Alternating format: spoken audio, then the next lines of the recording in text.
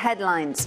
A White House report says little more could have been done to prevent the Taliban takeover of Afghanistan, but evacuations should have started earlier. President Biden's choice was stark. Either withdraw all our forces or resume fighting with the Taliban. He chose the former.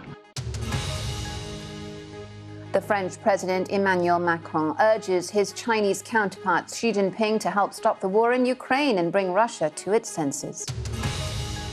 London's Metropolitan Police diverts dozens of its serious crime officers to investigate their own colleagues as it tries to expel hundreds of corrupt officers. And Buckingham Palace says it's cooperating with an independent study into the British monarchy's links to the slave trade.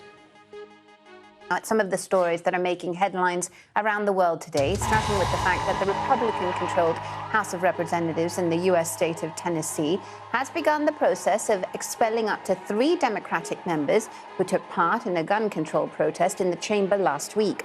In the protest, hundreds of demonstrators marched to the state capitol days after a school shooting in Nashville, which left 6 people dead, including 3 children.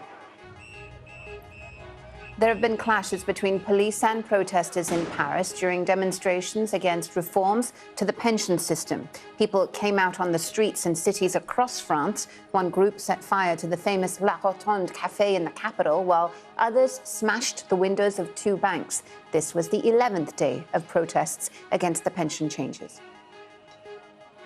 Italy's former Prime Minister Silvio Berlusconi is being treated for a type of chronic leukemia in hospital.